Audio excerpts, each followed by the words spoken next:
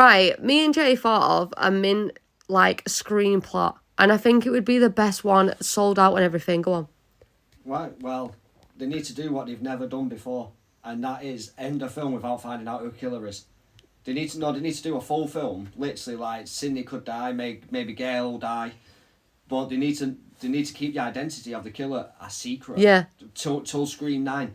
Even if Sydney and Gail doesn't die, but they're in critical condition in hospital, let's not find out who the killer is. Let's not find it out till the next film. One thing what I hate about these films is the monologue at the end is getting old. It's always the same. They end up talking at the end and they end up dying. I'm sick of that.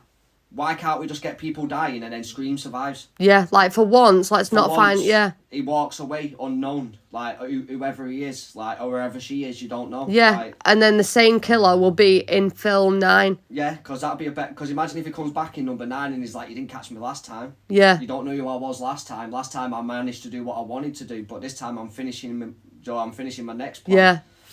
Like. And I think that'd be really good. Like, it would. You don't find out who the killer is. It'd make it such a better story because then you're going to want to watch Scream 9. You're like, who was it? We didn't even get to find out. You're going to want to watch that film. Think of like Michael, like Freddy Krueger. It's always Freddy Krueger. It's always Michael. Yeah. In the next film, what if it's the same killer again in the next film? That'd be sick. Because then you're going to go through the Scream 8 and be like, right, who survived? Yeah. You're going to question who survived in Scream 8. Or they could even die. You mean in Scream 7?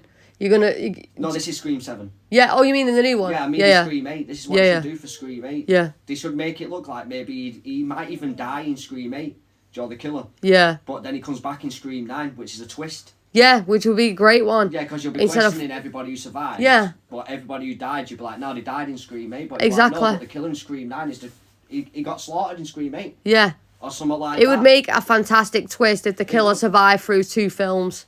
It would. But like I said, though, he could even die in Scream 8, but then be brought back in Scream 9. Yeah. Because then everyone would be like, you died, though, and it's like... Yeah, and that'd be a massive shocker as well if you think the killer died in Scream 8 and then comes back in Scream 9. They did the same film in New York. Yeah. Remember, he faked his daughter's death. Yeah. And then she came back at the end of the film. And as one of the killers. Yeah, and they should do that with Scream 8 and 9. Fake the killer's death in number 8, but then bring the exact same killer back in number 9. That'd be sick. That's why I think Sydney shouldn't survive to Scream 9. I think she should die in Scream 8. And yeah. then the killer walks away. Yeah, because that'd be a good one. At the end of that'd be a jaw dropper. Yeah, literally at the end, even if it's 2 killers, they walk away at the end. Yeah. I reckon that'd be so much better. And let us know what you think on your opinion of what we think the next script should be. Do you think it's a good idea to not find out who the killer is? Or would it drive you crazy enough that you'd have to know? Don't forget to like and follow for more.